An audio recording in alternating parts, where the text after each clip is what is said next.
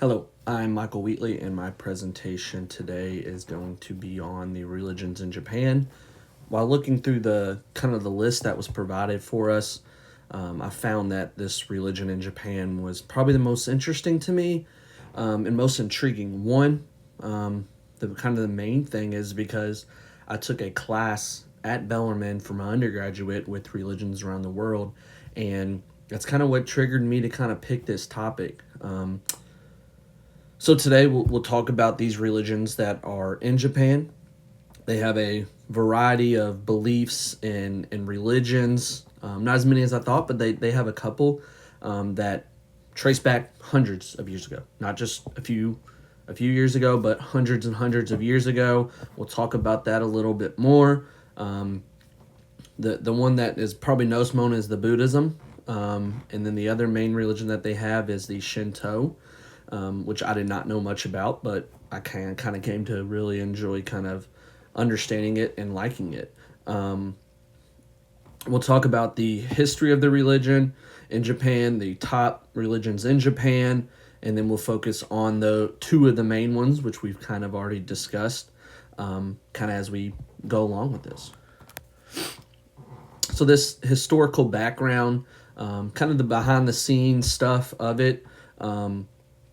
The Japanese religion landscape is very unique and it's shaped by tradition.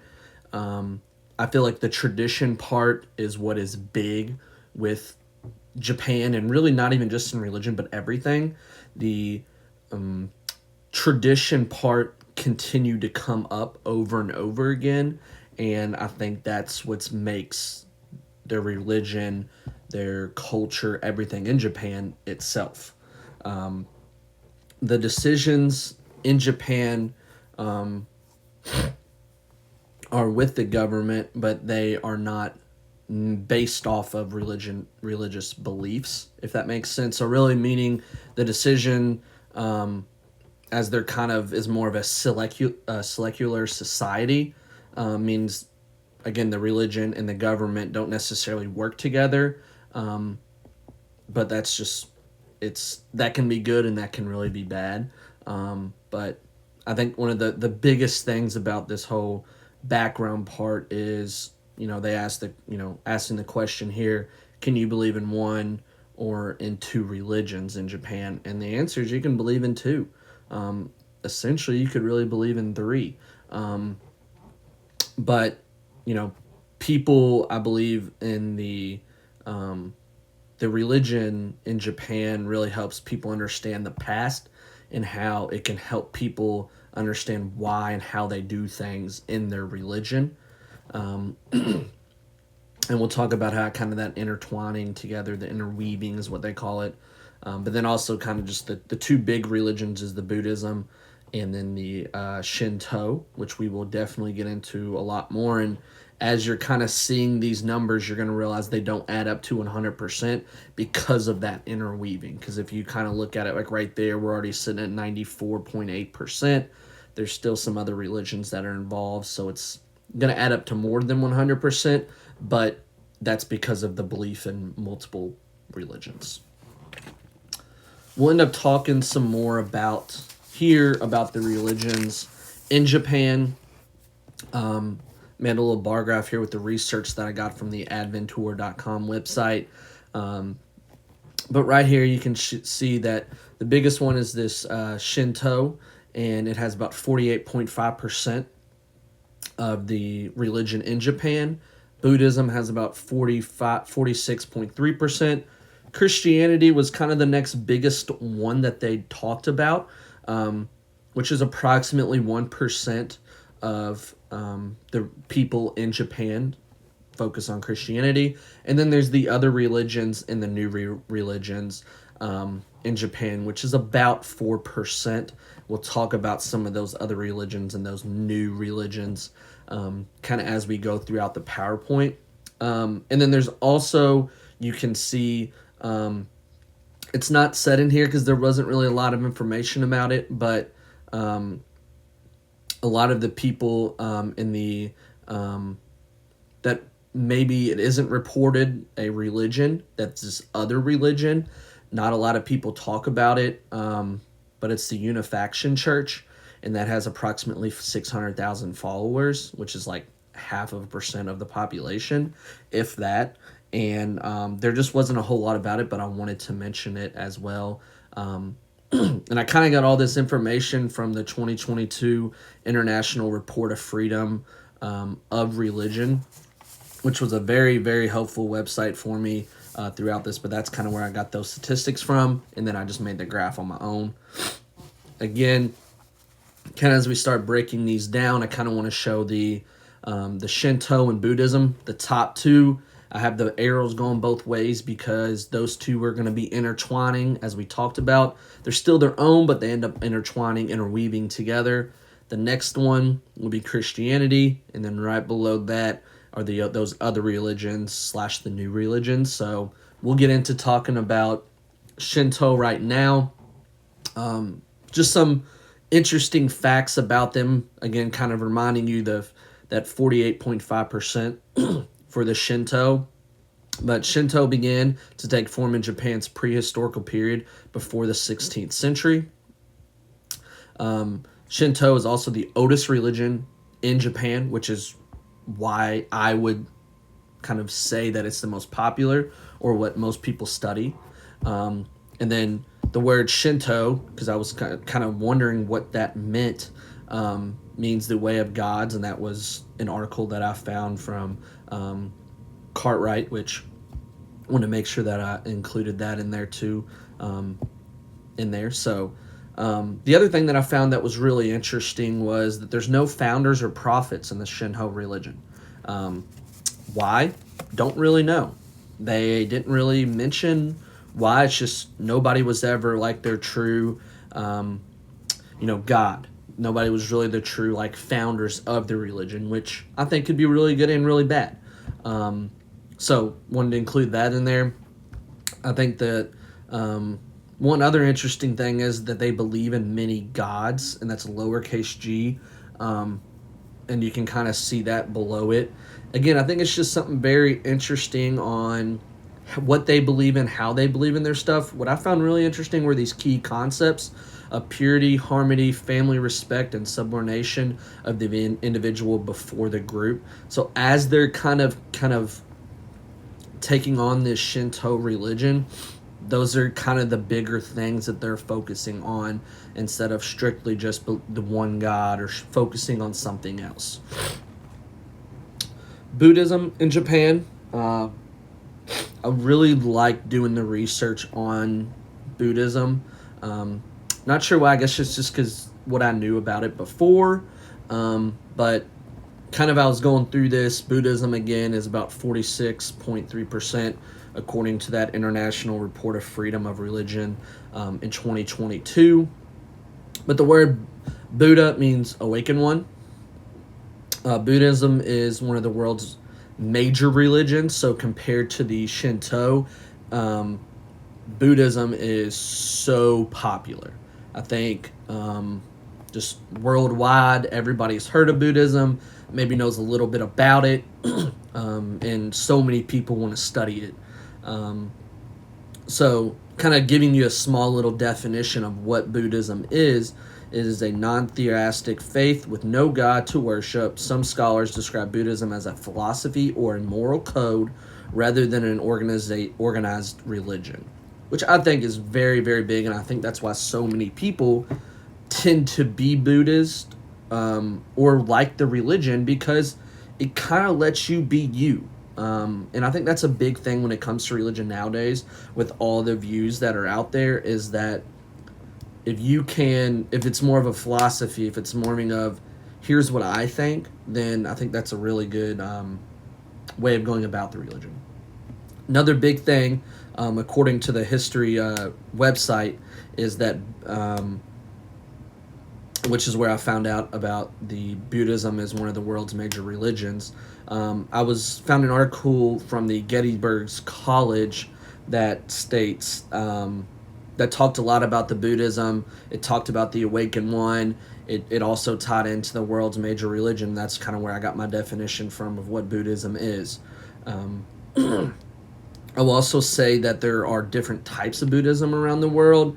but the main one is the Mahayana Buddhism, and that's kind of the main one that's found in Japan as well. They also have these four noble truths: the suffering, the cause of suffering, the end of suffering, and the path that frees us from suffering. And they all kind of have their own word that has to do with it. But it all kind of has to do with suffering, obviously, as we can see. But it's how we're taking past that suffering, how we are suffering, what's causing it, ending it, and then how we can get past it, which is such a good mindset to have. And then, obviously, I think without talking about Buddhism, we also have to talk about the Dalai Lama. It's probably one of the most famous monks that everybody knows about is Dalai Lama. Christianity. Christianity is definitely not their newer religion, but a newer religion in Japan. This was really interesting to me, just being a Christian here in the United States, but to kind of figure out like what it is in Japan. So it entered in Japan in the 16th century when a Portuguese missionary, Francis Xavier, in the year 1549, founded it, kind of led it. It gained a few followers. Not a lot of people kind of was going towards it. It went through some rough patches. It kind of got quote-unquote defeated by somebody in Japan, which was not good. And then in 1597, 26 Christians were martyred due to their deaths, or due to their beliefs, I'm sorry. And that was really eye-opening for them.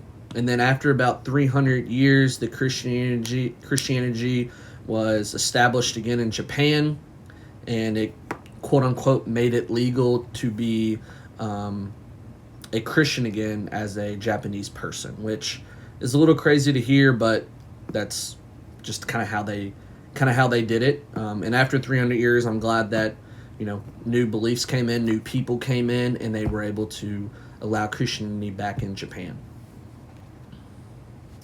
These other religions / new religions, again, these make up about 4% or so. But these new religions of Japan came in about the 19th and 20th century, so it's still relatively new. And that was according to the Stanford Program on International and Cross-Cultural Education by Mr. Paul White, who said these new religions are on the uprise by thousands, and it's still somewhat new to Japan to the day, which I found really interesting. They're still changing. They're keeping what they have, but they're still making it work with new things coming along. But this next little point, which is very interesting to me, most of these new religions have no more than 1,000 followers. Some have less than a few hundred. So again, it's still new. They don't have as many followers as, let's just say, Buddhism, but it's getting there. People are maybe getting more interested with it, and that is what's causing them to really find their way to it. But I think the big fact here is that these new religions are primarily associated with either the Shinto religion or Buddhism. And I think that's really good with how they're interweaving, which is what we're about to talk about. This whole interweaving with Buddhism and Shinto, it's kind of important that they get grab some other ideas. Not just their own, but grab these other ideas, these beliefs, and see what they can kind of like intermingle with each other. And then also some of these other religions that are included in Japan are also the Bahá'í faith, the Hinduism, and Judaism, which I did not even think about those three kind of being involved, but I'm glad Hinduism is. I feel like that's also a very big religion that's kind of around the world, not just in one part of the world. Here's what was very, very interesting to me is this interweaving of Shinto and Buddhism. So the interweaving of these started in the 1860s, which is years ago, but really not that long ago. Japan has been Buddhism throughout its history, but here before Buddhism, it was the Shinto. And then merging these beliefs, they called the Shingo, which is the religion of medieval Japan. And I'm glad that they do this. I think that's very, very important. But that's one thing that I think that makes them very, very unique. And I think which was also really funny is that these two religions did not get along, and I think if they didn't get along, then this whole interweaving would not have worked, and I don't think it would have made the religion in Japan as strong as it is. So they had to do something to make it work, and I think this whole interweaving of let me see your side, let's see my side, and let's put it together and make us stronger, which I think is absolutely amazing.